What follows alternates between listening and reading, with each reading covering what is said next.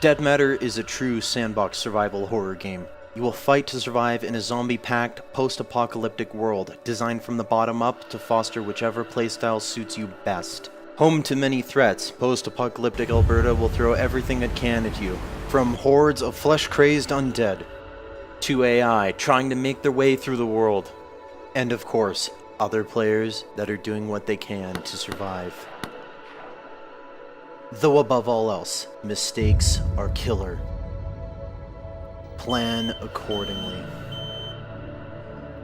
Our massive world is based on Alberta, Canada, and it is designed to deliver an immersive world that is packed full of landmarks begging to be explored.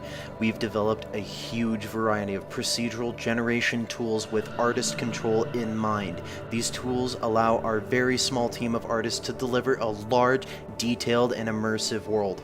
All of the tools we are currently showing will be available to the modding community. In addition to procedural generation tools that we created, we also created a metagame system that helps us keep our massive 400 kilometers squared world fresh and interesting. The metagame manages the loot economy, the electricity and water flowing through the map, trees that have been chopped down, potential sources of contamination for resources, as well as the weather, including a season cycle. AI and zombie movement are also tracked via the metagame and can trigger events, especially if there's a large group or horde present. These events can be interacted with and will result in potential rewards or penalties depending on your actions.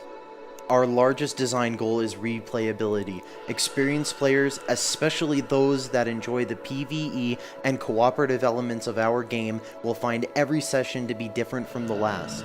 This is important because we want to play our game too. There is also a variety of buildings that you can choose to reclaim in order to aid your long-term survival.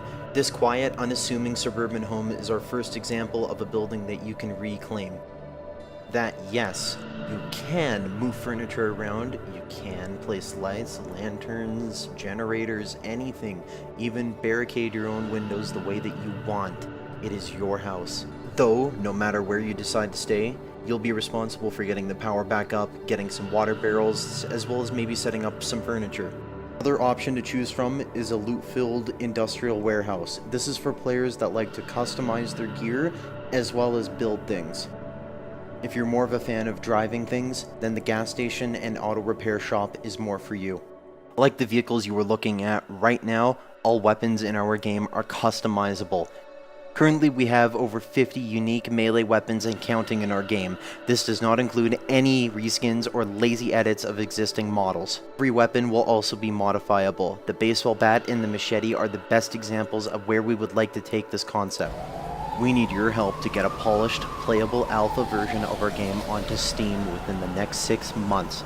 We will need to be able to hire essential personnel to work full-time until we hit our planned release date, and with your help, we can make it happen. Please check out our backer rewards, as we have plenty of options available, such as a park bench, a road, or even an entire town being named after you for your contribution.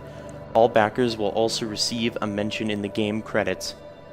We take your support and voice seriously, so drop any suggestions, ideas, or thoughts you might have on our forums or social media, where we plan to communicate development progress, including vlogs, screenshots, and community QA sessions. Help us help you answer the age-old question of what would I do in a zombie apocalypse?